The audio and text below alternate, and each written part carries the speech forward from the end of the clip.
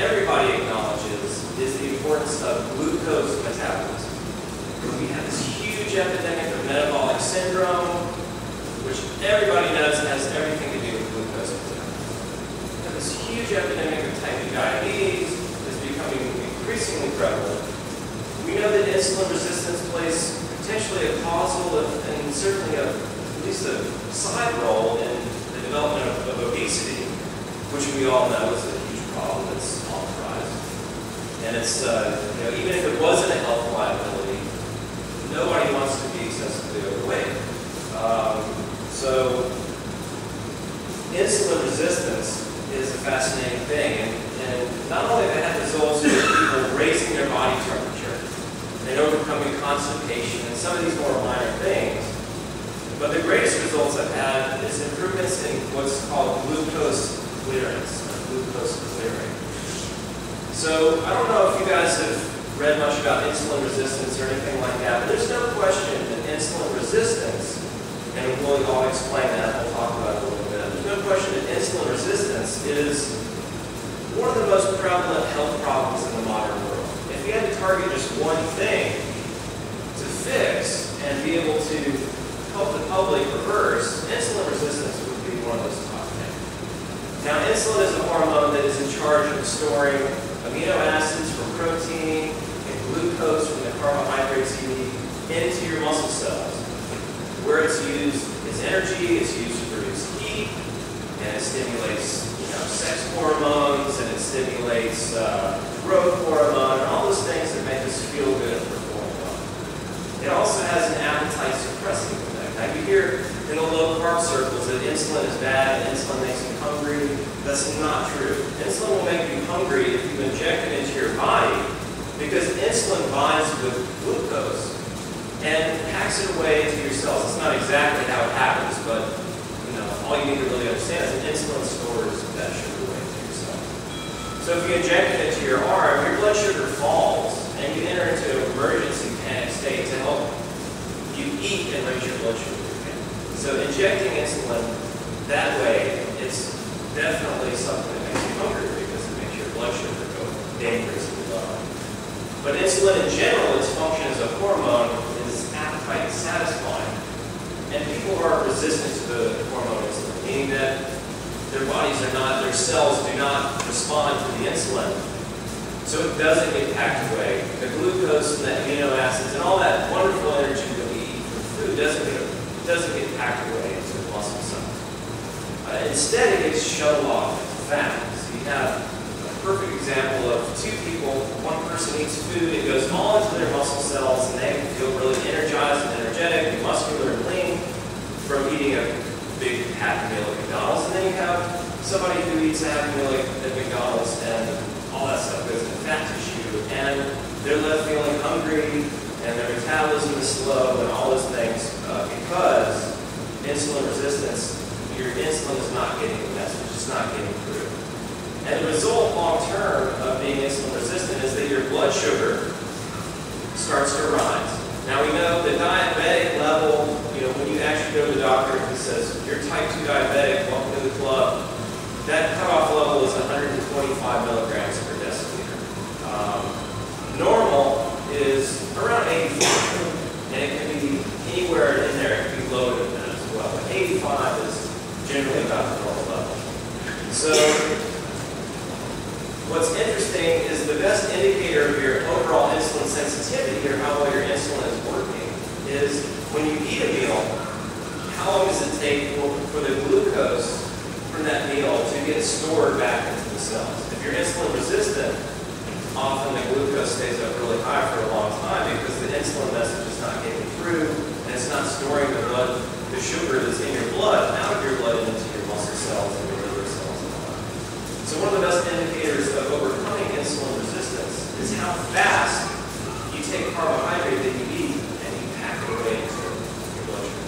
But the quick and dirty is that I've had really good results with people who have gone to the trouble of taking their blood glucose measurements in terms of where their sugar levels go after they eat meals.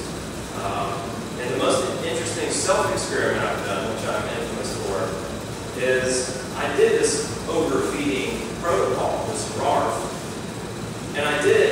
my blood sugar, to begin with, I had just come off of a short trial of doing a vegan diet, Joel Fuhrman's vegan diet. I did it for 2 weeks, and I tested my blood sugar to show that I was, Joel Fuhrman says diabetics get cured when they walk into my office within 30 days, 90% successful.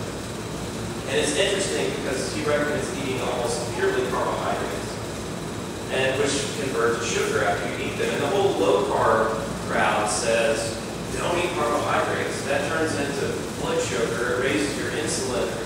You're going to age faster. You're going to get fat. It's going to make you hungry. Watch out for those carbohydrates. So I was interested, and I tested my blood glucose, and it did fall on a vegan diet as I felt horrible and lost muscle mass and got really hungry and started having massive cravings for things that, like Krispy Kreme donuts that I hadn't had a craving for in a year. And when I got done with that 2-week stint, I went and ate a huge meal. I ate a bunch of pork ribs and cornbread and all that kind of stuff. And my blood glucose, I tested 1 hour afterwards, and it was 173 milligrams per deciliter, which is not fully a diabetic level, but it's pretty close. It's pretty close. Now, in fairness to Joel Fuhrman and his diet, it probably is pretty effective, and I discussed it in one of my books, 183 Diabetes, as being a potential route for some people. But there's no doubt that when you consume a full meal with fat, protein, and lots of calories after doing a vegan diet like that, lots of meat, pork ribs, your glucose metabolism is obviously impaired. And it's not so much your glucose metabolism, but you screw up your fat metabolism when you eat a low-fat diet. Which, as soon as you eat fat, instead of it getting burned, it stays in the blood and walks. Where my blood sugar was up to 173. Well, I did this experiment for 30 days, overfeeding, eating as much food as I could. I gained weight during this time period, 10 pounds or so.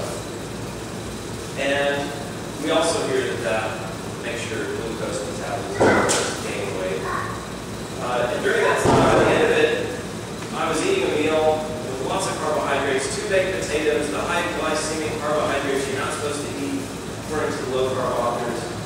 And my glucose was peaking at 75 milligrams per deciliter. And my fasting went from about 90 to 67 milligrams per deciliter. And the only place in the entire world where we know that people have this low of a level of glucose after eating is pretty much just in the island of Catawba, which is one of the only remaining less than a price type locations where they eat a completely primitive diet. They eat fish, they eat root vegetables, they eat fruit, and that's pretty much it. They don't eat white flour, white sugar, they don't have vegetable oil in their diets or anything like that.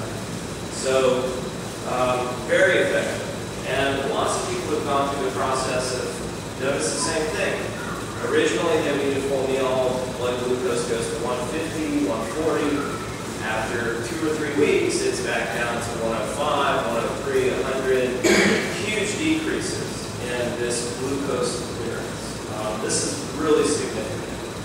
I'm sure I wouldn't convince any medical authorities out there of how big this discovery really is, because I don't have a degree, I'm not an MD, I'm dressed like a beach bum, I am a beach bum, but, yeah, one of them. But this is a big deal, and it is very effective, and it's very fascinating as to why it would work. Overfeeding is supposed to increase your insulin resistance, not decrease your insulin resistance. But it does, and it does it very effectively, and I would happily take a group of people into some kind of trial to show people that it works, because I know it does. I've seen it work myself very effectively, and I've seen it work really well in other people as well in our community. So that's another fascinating thing about this program. It has a lot of potential to really improve people's health with what is the most pressing health issue. And there's no doubt that metabolic